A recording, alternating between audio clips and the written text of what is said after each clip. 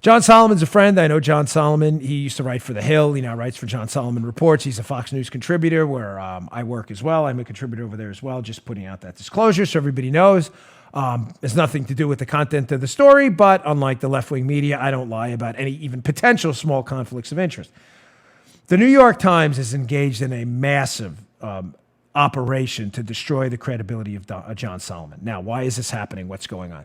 Folks, the reporting of John Solomon, which I have extolled the virtues of on this show many times over the last 3 years on both Spygate, Ukrainegate, Impeachmentgate, faux Impeachmentgate, has been peerless. John Solomon deserves a Pulitzer Prize for the work he's done. He has exposed stories the New York Times and the Washington Post chose willingly to ignore to advance their left-wing Pravda-like propaganda gaslighting operation for the Democrats. Solomon has been a step, if not light years ahead of him. The problem they're having now is the Ukraine story about Hunter Biden, deep state collusion, and how that, my youngest just walked in, and how that deep state collusion ties in almost seamlessly from Spygate into Impeachmentgate and fake whistleblowergate. That story has been told extensively by Solomon.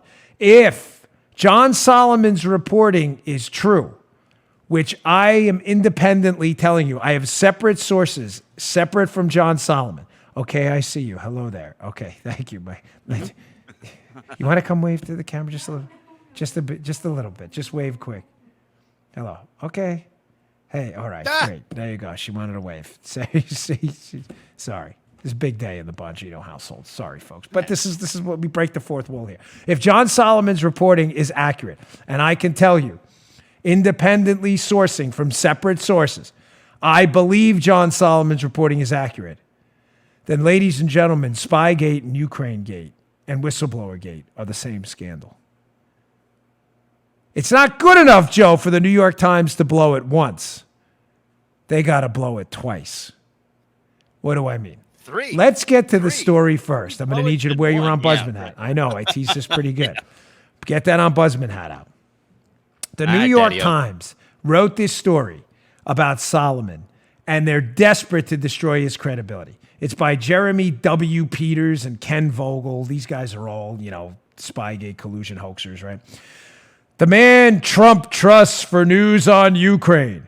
Who is John Solomon? His name popped up frequently in closed-door testimony in the impeachment query. He's a regular on Hannity. Oh, like that's a bad thing. And his work helps shape how millions of Americans understand this moment. Now, the whole piece is dedicated to shredding how John Solomon understands this moment, because what John Solomon understands, again, is that Spygate, Ukrainegate, fake whistleblowergate is the same as one big scandal. Let's go to some of the screen caps from some of the New York Times' garbage reporting on this. Here, this is funny. This is hysterical. Ken Vogel and Jeremy Peters, again, collusion hoaxers, who have been on the wrong side of the entire story from day one, right? They dare to write, quote, in their New York Slimes piece, a close look at one piece by Mr. Solomon shows how far one of his assertions, later called into doubt, can reverberate at the highest levels of government. Now, this is hysterical because the assertion they're talking about turned out later to be true, which I'm going to show you in a minute. It is the link between Spygate, Impeachmentgate, and Whistleblowergate. And yet the only people who called it into doubt were the same people who just told you it was called into doubt. Huh? You get what I'm saying? No serious person who looked at the evidence Solomon presents. I haven't even told you what it is yet. I'll get to it in a second. Okay. But I want to lay the groundwork for what we're calling the framing here. How liberals frame a false debate. That one of Solomon's assertions, this destructive assertion, was called into doubt. By who? Oh, by us. But you just said it was called into doubt. You seem to make an appeal to authority like somebody else called it into doubt. So you're saying it was called into doubt because you called it into doubt? What was the assertion? Let's go to the second screen cap from this.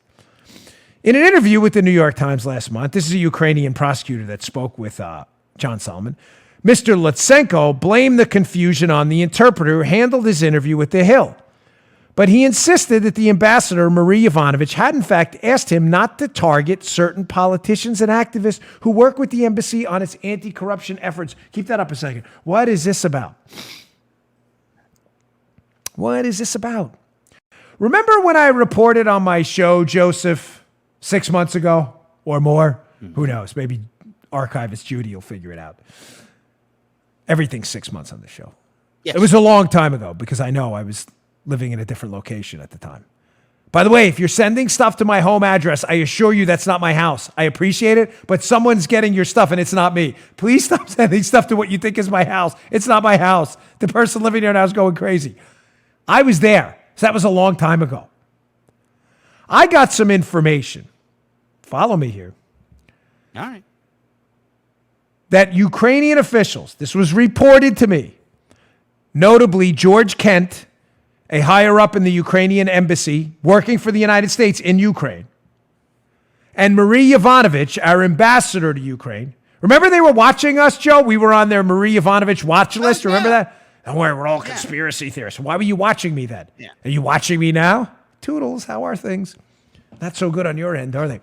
I got some information that Marie Yovanovitch and George Kent had put forth to the Ukrainians a do not prosecute list. Can you put up that second screen cap again from the New York Times?